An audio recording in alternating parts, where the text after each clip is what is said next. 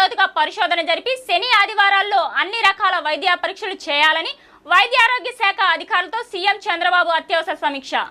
గత 2 నెలలుగా గుంటూరు జిల్లా తురకపాలెంలో అంతుచిక్కని వ్యాధితో సంభవిస్తున్న వరుస మరణాలపైన, ఆ గ్రామంలో ప్రస్తుతం నెలకొన్న పరిస్థితులపైన ముఖ్యమంత్రి నారా చంద్రబాబు నాయుడు వైద్య ఆరోగ్య శాఖాధికారులతో అత్యవసర సమీక్ష నిర్వహించారు. శుక్రవారం తన క్యాంపు కార్యాలయంలో దీనిపై చర్చించిన ముఖ్యమంత్రి అధికారులకు పలు మార్గదర్శకాలు జారీ చేశారు. జూలై, ఆగస్టు నెలలో ఈ గ్రామం నుంచి 20 మంది చనిపోవడానికి గల కారణాలపై మొదట దృష్టి పెట్టాలని, ముందుగా అనుమానిత లక్షణాలపై అధ్యయనం చేయాలని ముఖ్యమంత్రి అధికారులకు సూచించారు.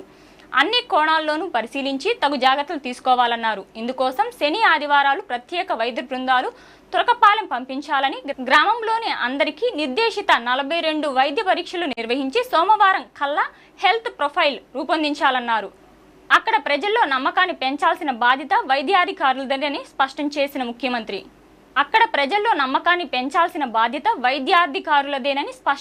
ముఖ్యమంత్రి దీనిని హెల్త్ ఎమర్జెన్సీగా పరిగణించాలన్నారు.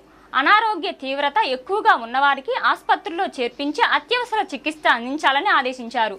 అవసరమైతే కేంద్ర వైద్య బృందాల సహాయం తీసుకోవాలన్నారు. ఈ సమావేశంలో ముఖ్యమంత్రి మాట్లాడుతూ, ఎయిమ్స్ సహా కేంద్ర వైద్య బృందాలు రప్పించండి, అవసరమైతే అంతర్జాతీయ వైద్యుల సాయం తీసుకోండి.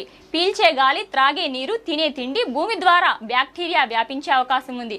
అప్రమత్తంగా వ్యవహరించండి. తురకపాలెంలో అందరికీ సురక్షిత త్రాగునీరు అందించండి. పరిశుభ్రమైన వాతావరణం, ఆహారంపై అవగాహన కల్పించండి. ప్రతి రోగిని వైద్య పర్యవేక్షణలో ఉంచాలి. హెల్త్ ప్రొఫైల్ నిరంతరం పర్యవేక్షించాలి. కొత్త కేసులు ఏమాత్రం నమోదు కాకూడదు. పరిస్థితులు నియంత్రణలోకి రావాలి. స్థానికుల్లో నమ్మకాన్ని పెంచాలి. జ్వరంతో బాధపడుతున్న వారి విషయంలో మరింత జాగ్రత్తగా ఉండండి అని సీఎం సూచించారు.